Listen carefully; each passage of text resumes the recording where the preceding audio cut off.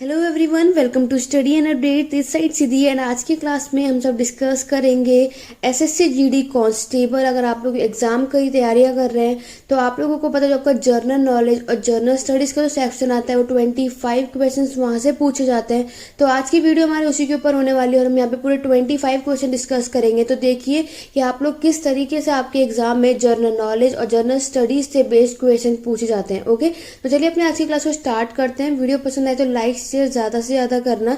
इससे पहले मैंने ऑलरेडी कुछ जर्नल स्टडीज़ के ऊपर क्वेश्चंस करवाए हैं। अगर आपने वो वीडियो ना देखी हो तो आप प्लेलिस्ट में जाकर के चेकआउट कर सकते हैं। तो चलिए वो स्टार्ट करते हैं। चाहे आप किसी भी एसएससी की एग्जाम की तैयारी कर रहे हो तो ये हर एक एग्जाम के लिए आपके लिए हेल्पफुल होगा। तो चलिए बढ़ते हैं अपने क्वेश्चंस की तरफ। ये रहा आज का पहला question. Which country has jointly launched ExoMars 2016 with Europe? किस देश में यूरोप के साथ संयुक्त रूप से एक्सोमार्स 2016 लॉन्च किया था? ठीक है, आपको क्वेश्चन समझ में आ गया। आपको यहाँ पर ये बताना है कि किस देश ने यूरोप के साथ संयुक्त रूप से एक्सोमार्स 2016 जो है लॉन्च किया था। आपके ऑप्शन से चाइना ने किया था, यूएसए ने किया था, इंडिया ने किया था या फिर रसिया ने किया था। तो अगर हम बात करें, अगर आपको इन क्वेश्चंस के आंसर पता होंगे स्टूडेंट तो जल्दी से जल्दी कमेंट करके इसके आंसर साथ ही साथ लिखते रहो। ठीक है, बाकी फिर देखते रहो और मुझे वीडियो के एंड में ज़रूर बताना कि आप लोगों ने 25 में से कितने क्वेश्चंस करेक्ट हुए थे आप लोगों के। ओके, तो यहाँ पे अगर मैं बात करूँ तो वो देश कौन सा था? रसिया था, यानी कि रूस देश था जो यूरोप के साथ संयुक्त रूप से एक्सोमार्स 2016 का इन्होंने लॉन्च किया था। क्लियर हो गया? तो यहाँ पर राइट आंसर क्या होगा? Option number D. आगे बढ़ेंगे नेक्स्ट क्वेश्चन की तरफ। नेक्स्ट क्वेश्चन आप लोगों से यहाँ पूछा गया है। इस तरीके से ही आप लोगों के क्वेश्चंस पूछे जाते हैं कि Kakrapar nuclear plant is situated in. तो काकरपार जो परमाणु संयंत्र है वो कहाँ पर स्थित है? उड़ीसा में, छत्तीसगढ़ में, गुजरात या फिर राजस्थान में? तो अगर आपको क्या करना है, हर एक जगह के न्यूक्लियर प्लांट याद होने चाहिए आपको। ऐसे ही क्वेश्चंस पहले अगर आप लोग एसएससी की, चाहे आप किसी भी एग्जाम की तैयारी कर रहे हो तो आप लोगों को पहले प्रीवियस ईयर जरूर देखना चाहिए।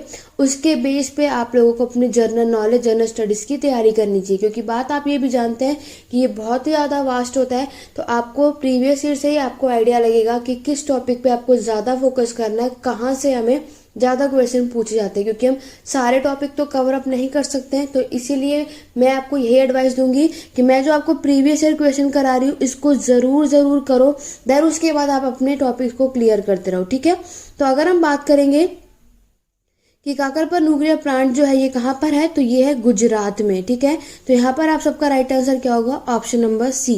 अगर हम इसके बारे में मैं आपको यहाँ पे दिखा दूं तो Kakrapar atomic power station is a nuclear power station in India, जो कि कहाँ लाया करता है? सूरत एंड ताप्ती रिवर भी याद होनी चाहिए, in the state of Gujarat. ये मैंने आपको इसलिए दिखाया ताकि अगर रिवर भी पूछ ली जाए तो आपको इसका आंसर पता होना चाहिए। क्लियर हो गया? आगे बढ़ेंगे नेक्स्ट क्वेश्चन की तरफ। नेक्स्ट क्वेश्चन है, who is the secretary general of UN? तो यूएन के महासचिव कौन है? आपके ऑप्शंस है एंटोनियो गुटरेस, बैन की मून, क्रिश्चियन लोगैडी या फिर डोनाल्ड ट्रम्प। जल्दी से कमेंट करके बताओ कि यूएन के जो सेक्रेटरी जनरल हैं वो कौन है? तो वो है एंटोनियो गुटेरस। ठीक है, आपका राइट आंसर यहाँ पर क्या हो जाएगा? Option number A. तो यहाँ पर आप लोगों ने देख लिया कि एंटोनियो गुटेरस जो है ये कितने 9वें नंबर के, 9वें नंबर के, याद रखना, सेक्रेटरी जनरल है यूनाइटेड नेशन के तक। और ये कब बैठे थे? इनकी डेट भी याद रख लो, 1 जनवरी 2017 को। ठीक है, डेट भी पता होनी चाहिए। साइड में मैं आपको इसके फैक्ट थोड़ी बहुत इसलिए बताती हूँ क्योंकि यहाँ से भी क्वेश्चंस पूछ लिए जाते हैं। तो आपको याद रखना है कि अगर आपसे पूछ लिया जाए कि एंटोनियो गुटेरस जो है ये यूएन के सेक्रेटरी जनरल हैं, वो कौन से नंबर के हैं, तो आपको याद होना चाहिए वो 9वें नंबर के हैं। ठीक है, 9th नंबर के वो सेक्रेटरी जनरल हैं। और याद रखना कौन सी डेट? 1 जनवरी 2017 को। क्लियर हो गया? आगे बढ़ेंगे नेक्स्ट क्वेश्चन की तरफ। Who is the president of world bank? तो वर्ल्ड बैंक जो है, विश्व बैंक के अध्यक्ष कौन है? डेविड मालपास, जूलियन असेंज, क्रिश्चियन लोआर्डे या फिर इरेना बोकावे? तो विश्व बैंक आप लोगों ने देखा होगा, तो उसके अध्यक्ष, उसके प्रेसिडेंट आप लोगों से क्वेश्चन में पूछा गया है। तो उसके प्रेसिडेंट अगर हम बात करेंगे तो वो कौन है? डेविड मलपस। ठीक है, तो यहाँ पर आप सबका राइट आंसर क्या होगा? Option number A. तो डेविड मलपस क्या है? वर्ल्ड बैंक के प्रेसिडेंट हैं। तो यहाँ पर मैं अगर आपको बता दूं तो डेविड जो मलपस हैं वो सिलेक्ट हुए थे कौन से? 13वें नंबर के वर्ल्ड बैंक के प्रेसिडेंट हैं। ठीक है, अगर इसकी डेट याद करनी है तो याद कर लो 5 April 2019। His 5 year term begin on, ठीक है, आपको एक बात याद रखनी है कि ये 5 साल तक रहती है। ठीक है, और फिर आपको बिगिनिंग कब शुरू हुई थी? 9 अप्रैल को। उसके बाद यहाँ पर क्या बोल रहा है?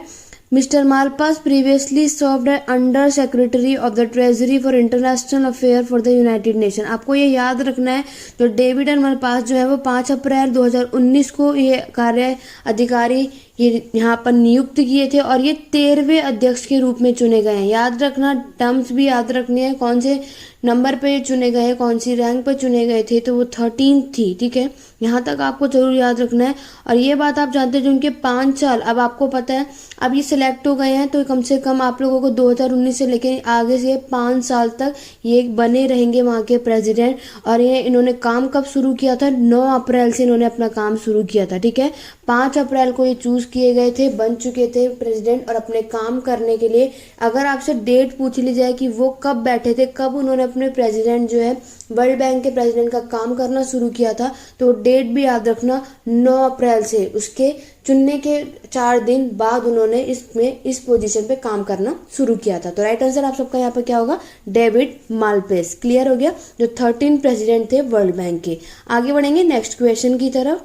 तो आपको क्या करना है, जब आप इस तरीके से क्वेश्चंस करेंगे तो आपको सारे फैक्ट्स पढ़ने हैं। ठीक है, ताकि आप अगर ये क्वेश्चन कर रहे हैं तो आपको सारी डेट याद रखनी है, कौन से पोजीशन के थे, ठीक है, कौन से रैंक पे वो प्रेसिडेंट बने थे या प्राइम मिनिस्टर बने थे, और वो काम उन्होंने कब शुरू किया था, कहाँ पर करा था, ये सब कुछ याद रखना। कहीं से कुछ भी क्वेश्चन पूछ लिए जाते हैं। नेक्स्ट क्वेश्चन अगर देखोगे, who is the present governor of Assam? तो असम के जो वर्तमान राज्यपाल हैं वो कौन है? तो आपके ऑप्शन हैं बनोवरी लाल पुरोहित, जगदीश मुखी, ठीक है, सर्बानंद सोनोवाल या रामनाथ कोविंद। तो आपसे प्रेजेंट में गवर्नर पूछा है असम का कौन है।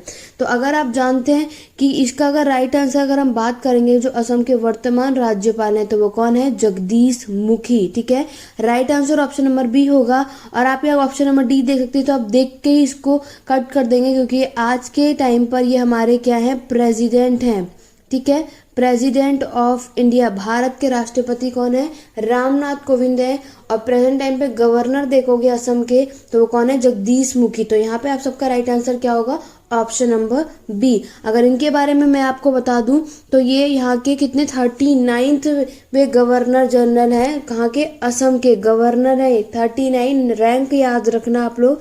ठीक है, और इन्होंने यहाँ का अगर डेट की बात करूँ तो 10 अक्टूबर 2017 में ये चूज किए गए थे। आपको इम्पोर्टेंट चीजें यही याद रखनी है। ठीक है, और अगर ये रिप्लेस कर दिया गया था दूसरी जगह, अगर आपको मैं यहाँ पे एक बात बता दूं, यहाँ जो जगदीश मुखी हैं, जब ये गवर्नर बने थे 10 अक्टूबर 2017 को, इसके बाद ये क्या करते थे, इन्हें अज्यूम किया गया, ये चार्ज करते थे as a governor of Assam के। बाद में इनको रिप्लेस करके बनवारी लाल पुरोहित को रख दिया गया, गवर्नर बना दिया गया। ठीक है, याद रखना इनको बनवारी लाल, जो आपको पहला ऑप्शन दिख रहा है, इनको रिप्लेस करके बनाया गया। ठीक है, याद कौन सी डेट है? पहले ये थे, ठीक है, जो पहले बनवारी लाल पुरोहित थे, इनकी डेट क्या थी? 17 अगस्त 2016। तो इनको रिप्लेस करके जगदीश मुखी बने हैं अब गवर्नर, कहाँ के? असम के। ठीक है, तो याद रखना, अगर बनवारी लाल पुरोहित की बात करेंगे तो ये 17 अगस्त 2016 से लेकर के 9 अक्टूबर 2017 तक ये गवर्नर रहे थे असम के। बाद में इनको रिप्लेस कर दिया गया और फिर कौन बने? 10 अक्टूबर 2017 को जगदीश मुखी जो है असम के क्या बने? गवर्नर बने। क्लियर हो गया। आगे अगर मैं आपको बता दूं तो Jagdish Mukhi was a born, आपको इनका याद रखना, इनका जन्म कब हुआ था? दिसंबर में हुआ था 1942 में इन दाजल डेरा गाजी खान, जो कि आज के टाइम में देखोगे पंजाब पाकिस्तान में ये जगह देखने को मिलेगी। क्लियर हो गया। तो आपको ऑप्शंस दे रखे हैं, कंफ्यूज मत होना।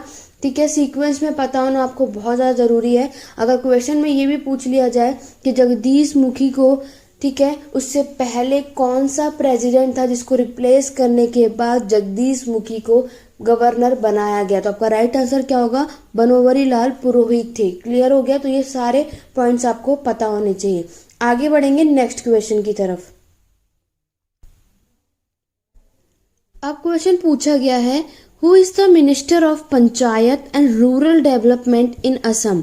असम में पंचायत और ग्रामीण विकास मंत्री कौन है। ठीक है, आपके ऑप्शन दे रखे थे हिमवंत बिस्वास शर्मा, नवा कुमार डोले, रजीत दास या रिहान देमारी। तो अगर हम असम के जो पंचायत और ग्रामीण विकास के मंत्री देखोगे, मिनिस्टर देखोगे, तो कौन है वो, रंजीत दास। तो यहाँ पे आपका राइट आंसर क्या होगा, ऑप्शन नंबर सी। ठीक है, तो करेक्ट आंसर आप सबका यहाँ होगा ऑप्शन नंबर सी। आगे बढ़ेंगे नेक्स्ट क्वेश्चन की तरफ। तो ये सारे इस तरीके के क्वेश्चंस मैंने आपके एक वीडियो में इसलिए डाले हैं ताकि आप लोग देख लो कि इस तरीके से क्वेश्चन आपसे किस बार बार इसी वे में आपसे क्वेश्चंस पूछे जाएंगे। तो आपको ऐसे क्वेश्चंस की प्रिपरेशन बहुत अच्छी तरीके से होनी चाहिए। क्लियर हो गया। नाउ नेक्स्ट क्वेश्चन है, what who is the first full time women defence minister of India. बहुत ही अच्छा क्वेश्चन है और इम्पोर्टेंट क्वेश्चन है। आपसे पूछा है कि भारत की पहली पूर्णकालिक महिला रक्षा मंत्री कौन है। इंदिरा गांधी, सुषमा स्वराज, मीनाक्षी गांधी या निर्मला सीतारमण। ठीक है, तो ये आप बात जानते होंगे, मैक्सिमम बच्चों को, इसका स्टूडेंट को इसका आंसर भी पता होगा। तो जितनों को इसका आंसर जल्दी से कमेंट करके बताओ कि अगर भारत की पहली पूर्णकालिक महिला रक्षा मंत्री कौन थी, तो वो थी आपकी निर्मला सीतारमण। ठीक है, राइट आंसर आप सबका यहाँ पर क्या होगा, ऑप्शन नंबर डी। अगर इसके बारे में मैं आपको बता दूं तो जो निर्मला सीतारमण है, ये कब बनी थी, 3 सितंबर 2017 को ये चूज की गई थी as a defence minister of India. With this she full becomes the full women to assume this post on full time basis. तो ऐसी एक पहली महिला थी जो फुल टाइम यहाँ पे देखने को मिली पूरी टाइम, और इन्हें डिफेंस मिनिस्टर बनाया गया था भारत का। कौन थी वो, निर्मला सीतारमण। क्लियर। तो यहाँ पे आपका राइट आंसर क्या होगा, ऑप्शन नंबर डी। आगे बढ़ेंगे नेक्स्ट क्वेश्चन की तरफ। मैं आपको यही एडवाइस करूंगी कि कौन सा मंत्री या कौन सा प्रेसिडेंट, कौन सा पीएम, कौन सा गवर्नर अपनी पोजीशन पे कब बैठा था, आप लोगों को वो डेट भी याद रखनी है। ठीक है, कब बैठा था, कौन सी जगह पर था, कंट्री भी याद रखनी है, चाहे वुमेन हो चाहे मैन हो। आपको इससे बेसिक जितनी भी नॉलेज आप लोग रख सको रख लो। ऐसे क्वेश्चंस आपको जरूर मिलेंगे आपके कोई भी कॉम्पिटेटिव एग्जाम अगर आप लोग दे रहे हैं तो बढ़ते हैं अपने नेक्स्ट क्वेश्चन की तरफ। नेक्स्ट क्वेश्चन आपसे पूछा गया है, who is the first sport person to get Bharat Ratna. तो मैं जो आपको यहाँ क्वेश्चंस करा रही हूँ, ये आने वाले एग्जाम में भी आने के पूरे चांसेस हैं। तो इन क्वेश्चंस को बिल्कुल अवॉइड मत करना, जितना हो सके अच्छे से प्रैक्टिस करो, वीडियो के एंड तक बने रहो। ठीक है, पूरी कोशिश करो जब तक मैं क्वेश्चंस कराती हूँ आंसर साथ साथ हो, ताकि आपकी प्रैक्टिस अच्छी चलती रहे और आप देख सको अगर आपके एग्जाम में क्वेश्चंस आते हैं तो आपका अटेम्प्ट कैसा रहता है, कितने क्वेश्चंस आंसर आप दे पा रहे हैं, और कहाँ आपकी, अगर जितना भी आप लोगों ने जनरल नॉलेज या अवेयरनेस जितना भी आप लोग अभी पढ़ रहे हैं, कितने क्वेश्चंस आप कर पा रहे हैं और अभी आप किस में वीक है, फिर आप उसको जाके स्ट्रॉन्ग कीजिए इस टॉपिक को। ठीक है, इसीलिए हम आपके लिए ये क्वेश्चंस लेकर आ रहे हैं, और ये क्वेश्चंस इसीलिए ना ताकि आपकी प्रैक्टिस हो सके। ठीक है, तो आपको यहाँ पे क्या पूछा है, भारत रत्न पाने वाले पहले खिलाड़ी कौन है। तो इसमें तो बिल्कुल मैक्सिमम यहाँ पे जितने भी स्टूडेंट यहाँ पे वीडियोस देख रहे होंगे मेरी, तो इसका आंसर आप सभी जानते होंगे, सचिन तेंदुलकर। ये तो आई होप कि ये किसी का भी गलत नहीं होने वाला है। ठीक है, कुछ ऐसे हो सकते हैं जो शायद कपिल देव पे भी लगाया है, जल्दी जो बहुत बच्चे क्या होते हैं, क्वेश्चन सही से नहीं पढ़ते और जल्दी से देखते हैं बस और कुछ भी लगा देते हैं। तो मैं आपको ये एडवाइस करूँगी क्वेश्चन बहुत ध्यान से पढ़ना। भारत रत्न पाने वाले पहले खिलाड़ी कौन है, तो वो है सचिन तेंदुलकर। तो यहाँ पे आप सबका right answer option number A होगा। अगर मैं इसके बारे में आप सबको बता दूं तो Sachin Tendulkar was the first sport person to be honoured by Bharat Ratna award. ठीक है, कब मिला था, तो ये रिटायर हो चुके थे 16 नवंबर को लास्ट ईयर ही। ठीक है, एज अ इंटरनेशनल क्रिकेट। उसके बाद ये भी क्वेश्चन आ सकता है कि एज अ यंगेस्ट अगर आप बात करोगे, यंगेस्ट रिसिप्टेंट थे, ये पहले एवर स्पोर्ट्स पर्सन पर्सन रह चुके हैं जिन्होंने ये अवार्ड रिसीव किया था। याद रखना ये यंगेस्ट रहे थे, ठीक है। कौन? सचिन तेंदुलकर, जिन्होंने भारत रत्न जीता है। क्लियर हो गया? तो यहाँ पे आप सबका right answer option number A है। नेक्स्ट क्वेश्चन देखेंगे। नेक्स्ट क्वेश्चन में आपसे पूछा गया है which is the longest river bridge in India which is recently open. तो भारत में सबसे लंबी नदी जो है वो पुल कौन सा है जिसे हाल ही में खोला गया है? आपके ऑप्शन से बांद्रावली सी लिंक जो मुंबई में है, महात्मा गांधी सेतु जो कि बिहार में है, भूपेन हजरिका सेतु जो कि असम में है, या फिर बोगीबिल ब्रिज जो कि असम में है। तो अगर आप लोगों ने इसको बहुत अच्छे से देखा होगा, रिसेंटली की बात है, कोशिश करो कि आप न्यूज़पेपर भी पढ़ो, ठीक है, न्यूज़ देखा करो ताकि ये क्वेश्चंस आप लोग अच्छे से कर पाए। तो अगर हम बात करेंगे भारत में सबसे लंबी नदी का जो पुल है जो हाल ही में खुला है वो आपका कौन है? भूपेन हजरिका सेतु जो कि असम में खुला। तो यहाँ पे आप सबका right answer option number C होगा। आगे बढ़ेंगे, लेकिन उससे पहले मैं आपको इसके बारे में बता दूं कि भूपेन हजरिका सेतु को और क्या बोला जाता है? ढोला सादिया ब्रिज भी बोला जाता है। अगर एग्जाम में ढोला सादिया ब्रिज भी आ जाए तो भी आपका मतलब भूपेन हजरिका सेतु ही है। कंफ्यूज मत होना, ये इसी ब्रिज की बात कर रहे हैं, ठीक है, जो हाल ही में अगर आप देखोगे कहाँ पे खुला है? असम और अरुणाचल प्रदेश, जो कि किससे जोड़ता है? याद रखना, भारत में एक बीम ब्रिज है जो कि असम और अरुणाचल प्रदेश के पूर्वोत्तर राज्यों को जोड़ता है ये, ठीक है। प्रधानमंत्री नरेंद्र मोदी ने इसका इनॉग्रेशन किया था, ठीक है। इनॉग्रेशन किसने किया था? पीएम नरेंद्र मोदी ने किया था। ये भी आपको बात पता होनी चाहिए, ठीक है, क्योंकि ये भी क्वेश्चन आपसे पूछ लिया जाता है।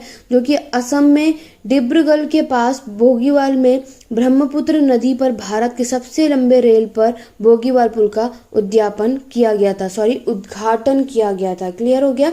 तो ये आपको जगह याद होनी चाहिए। रिवर कौन सी थी? ब्रह्मपुत्र रिवर थी। और आपको जगह पूरी याद होनी चाहिए, असम के पास कौन सी जगह पर आपको ये ब्रिज जो है वो देखने को मिलता है। यहाँ पर अगर आप देखोगे तो इस क्वेश्चन में आपको 3 पॉइंट पता होने चाहिए। पहला तो आपको ये पता होना चाहिए कि जो भूपेंद्र हजरिका सेतु है इसको ढोला सदिया ब्रिज भी कहा जाता है, जो कि नॉर्थ ईस्ट स्टेट में है, असम और अरुणाचल प्रदेश को ये कनेक्ट करता है। नरेंद्र मोदी ने इसका इनॉग्रेशन किया था और ये ब्रह्मपुत्र रिवर के पास है, याद रखना, ठीक है। और ये असम की कौन सी जगह पर है ये भी पता होना चाहिए। बोगीबिल में ब्रह्मपुत्र नदी के पास अगर आप देखोगे तो इसका क्या किया था? उद्घाटन किया गया था। आप चाहे तो उसका स्क्रीनशॉट ले सकते हैं, लेकिन आपको ये बेसिक बातें जरूर पता होनी चाहिए। चलिए बढ़ते हैं अपने नेक्स्ट क्वेश्चन की तरफ। नेक्स्ट क्वेश्चन में आपसे पूछा गया है which country is the largest producer of rubber in the world. तो विश्व में रबड़ का सबसे बड़ा उत्पादक देश देखा गया तो वो कौन सा देश है? ब्राजील, थाईलैंड, इंडोनेशिया या फिर वियतनाम, ठीक है। क्लियर हो गया आप सबको क्वेश्चन? तो यहाँ पे आप सबका राइट आंसर क्या होगा? Option number B, Thailand. Thailand एक ऐसी जगह है जो विश्व में रबड़ का सबसे बड़ा उत्पादक देश माना जाता है। अगर हम इसके बारे में देखेंगे तो Thailand is leading rubber producing country in the world. Thailand is followed Indonesia and China, ठीक है, at the second and third place. अगर आप देखोगे तो थाईलैंड के बाद अगर सबसे पहला देश कौन सा आता है? आपका थाईलैंड आता है, तो सबसे ज्यादा जो है रबड़ का उत्पादक करता है, प्रोडक्शन करता है। उसके बाद अगर आप देखोगे तो कौन सा देश आता है? इंडोनेशिया और देन फिर चाइना। ये तीनों नाम आपको पता होना चाहिए, ठीक है। इंडोनेशिया आपका सेकंड नंबर पे आता है, उसके बाद आपका कौन सा आता है? उसके बाद रबर का प्रोडक्शन करने के लिए चाइना आता है। आपको ये तीनों सीक्वेंस पता होना चाहिए। आपसे ये तीनों सीक्वेंस के तौर पे भी पूछ लिया जाएगा, या सेकंड नंबर पे रबर जो है प्रोड्यूस करने वाला कौन सा देश है। तो ये सारी बातें आपको जरूर पता होनी चाहिए। फोर्थ, ठीक है। और इंडिया अगर बात करेंगे तो इंडिया हमारे चौथे नंबर पे आती है जो कि रबड़ का उत्पादक करती है। तो आपको ये सीक्वेंस पता होना चाहिए। रबड़ का जो प्रोडक्शन है सबसे ज्यादा मात्रा में सबसे पहले थाईलैंड में होता है, then Indonesia, then China and the fourth one and the last one हमारा देश इंडिया। क्लियर हो गया? तो ये कुछ इंपॉर्टेंट पॉइंट्स इसलिए बता रही हूँ ताकि इससे इंपॉर्टेंट फैक्ट यहाँ से कुछ भी क्वेश्चन आ जाए तो आप इजीली से उसको कर पाए। वीडियो पसंद आए तो लाइक शेयर जरूर कीजिए। अभी तक कहीं पे कुछ डाउट है कमेंट करके भी बताते रहो, ठीक है। और अभी तक आपने अपने कितना स्कोर किया, कितने क्वेश्चन के आंसर आप लोग कर पाए, वो सब कुछ कमेंट करके जरूर बताइएगा। बढ़ते हैं अपने नेक्स्ट क्वेश्चन की तरफ। नेक्स्ट क्वेश्चन है which of the following countries does not touch China. तो आपको यहाँ पे बताना है कि इसमें से वो कौन सा देश है जो चाइना के बॉर्डर को टच नहीं करता है, चाइना की सीमा जो है वो नहीं छूती है। कंबोडिया, लाओस, वियतनाम या फिर म्यांमार। तो वो कौन सा देश है? कंबोडिया। ठीक है, कंबोडिया वो देश है जो सीमा जो है वो चाइना से वो नहीं छूती है। तो यहाँ पर आपका राइट आंसर क्या होगा? Option number A. मैप से रिलेटेड भी आपको 1 से 2 क्वेश्चंस देखने को मिलेंगे, तो आपको मैप भी बहुत अच्छी तरीके से याद होना चाहिए, चाहे वो आपका इंडिया का मैप हो चाहे वर्ल्ड का। तो मैप भी पूरी कोशिश क्या करो कि आप अपने रूम में एक इंडिया और एक वर्ल्ड मैप भी लगा लो, ताकि आप उसको डेली देखते रहोगे तो आपको मैक्सिमम कंट्रीज या स्टेट याद हो जाएंगी। ओके, आगे बढ़ेंगे नेक्स्ट क्वेश्चन की तरफ। नेक्स्ट क्वेश्चन में पूछा गया है, Gandhi memorial museum is located in which of the following Indian cities. तो गांधी का स्मारक संग्रहालय है इनमें से किस भारत शहर में ये स्थित है? आपके ऑप्शन में दे रखा था भुवनेश्वर ओडिशा, गुवाहाटी असम, हुबली कर्नाटक या मुदेरी तमिलनाडु। तो अगर हम बात करेंगे गांधी स्मारक संग्रहालय की, गांधी मेमोरियल म्यूजियम है, तो ये कहाँ पर है? मदुराई तमिलनाडु में। ठीक है, तमिलनाडु में एक जगह है मदुराई, ये कहाँ पर स्थित है? यहाँ पर स्थित है। तो राइट आंसर आप सबका क्या होगा? Option number D. क्लियर हो गया? ऑप्शन नंबर डी है। आगे बढ़ेंगे और देखो, अगर इससे रिलेटेड हम कुछ बातें और फैक्ट देखेंगे तो गांधी मेमोरियल म्यूजियम जो स्टैब्लिश हुआ था कब? 1959 में। ठीक है, is a memorial museum for Gandhi located in the city of Madurai in Tamil Nadu in India. ठीक है, आपको इसकी ईयर भी याद होने चाहिए, और तमिलनाडु के कौन से शहर में? मुदेरी है, मुदेरी याद रखना है, मुदेरी शहर में ये स्थित है, जो कि आपको पता होना चाहिए। नोन एज गांधी म्यूजियम, जिसको हम लोग आज किसके? गांधी म्यूजियम के नाम से इसको हम लोग जानते हैं। It is now one of the 5 Gandhi संग्रहालय यानी Gandhi museum in the country. तो ये पूरे अगर आप लोग देखोगे, ये अब तक के हमारे जो देश में 5 गांधी संग्रहालय है उनमें से ये एक माना जाता है। Next is it include a part of the blood stain garment worn by Gandhi when he was assistant by Nathuram Godse. तो इसमें क्या होता है? गांधी द्वारा जो पहने गए जितने भी आप लोगों के ब्लड स्टेन, जो खून से भरे हुए दाग धब्बे वाले जो आप कपड़े देखोगे, तो उसका हिस्सा एक शामिल है जब नाथूराम गोडसे द्वारा की हत्या कर दी गई थी। तो ये सारी चीज उस म्यूजियम में आपको देखने को मिलेगी। क्लियर हो गया? ये सब आपको समझ में आ गया? तो चलिए बढ़ते हैं अपने नेक्स्ट क्वेश्चन की तरफ। नेक्स्ट क्वेश्चन में आप सबसे पूछा गया है, which of the following organisation has recently commissioned the first unit of 110 MW of prestigious Kishanganga hydroelectricity power project of NHPC in Jammu and Kashmir। इनमें से किस संगठन ने हाल ही में जम्मू और कश्मीर में NHPC की प्रतिष्ठित किशनगंगा जल विद्युत परियोजना में 110 मेगावाट की पहली इकाई को चालू किया था? आपके ऑप्शंस हैं Bharat electronics limited, engineers India limited, national power corporation of India limited, and last one is Bharat heavy electrical limited. तो अगर हम बात करेंगे इस क्वेश्चन का राइट आंसर आपका क्या होगा? Option number C, national power corporation of India limited. Clear हो गया? तो राइट आंसर आप सबका इस क्वेश्चन का क्या होगा? Option number C. इस तरीके से भी क्वेश्चन आपसे यहाँ पे पूछे जाते हैं। ओके, आगे बढ़ेंगे और देखेंगे नेक्स्ट क्वेश्चन आपसे लेक्स से रिलेटेड पूछा गया है, जो आपका दमदमा जो झील है, जो लेक है, which is one of the following biggest lake in the state is situated in. तो दमदमा झील जो है वो राज्य की सबसे बड़ी झीलों में से एक है, वो कहाँ पर स्थित है? आपके ऑप्शन है कर्नाटक, गुजरात, असम या फिर हरियाणा में। जल्दी जल्दी आप लोग कमेंट करके बताइए, और आप जिस भी जगह से आप मेरी वीडियो देख रहे हैं, तो आप लोग कमेंट करके बताओ कि आपके यहाँ पर कौन सी लेक है। आप किस कंट्री से मेरी ये वीडियो देख रहे हैं? कर्नाटक से, गुजरात, असम, हरियाणा, इंडिया, कहीं से भी अगर आप ये वीडियो देख रहे हैं तो आप कमेंट करके बताओ कि आपके यहाँ पर सबसे बिगेस्ट लेक जो है वो कौन सी है। ठीक है, जल्दी जल्दी कमेंट करके बताओ। तो दमादम लेक जो है वो अगर हम बात करेंगे बिगेस्ट लेक जो कहाँ पर है, वो हरियाणा में है। तो राइट आंसर आप सबका क्या होगा? Option number D. तो कमेंट करके ज़रूर बताना, ठीक है, ताकि आप लोगों को इसी तरीके से आपको लेक्स भी याद हो जाएंगे, झील भी याद हो जाएंगी, तो आप जिस भी कंट्री से या स्टेट से बिलोंग करते हैं तो स्टूडेंट कमेंट करके ज़रूर बताना, ठीक है, कि आपके यहाँ पे सबसे बिगेस्ट लेक जो है वो कौन से, आप जिस भी स्टेट से हैं तो वहाँ का बिगेस्ट लेक जो है, सबसे बड़ा जो झील है वो कौन सा है, उसका नाम कमेंट करके ज़रूर बताइएगा। तो आगे बढ़ेंगे नेक्स्ट क्वेश्चन की तरफ। नेक्स्ट क्वेश्चन में आप सबसे पूछा गया है,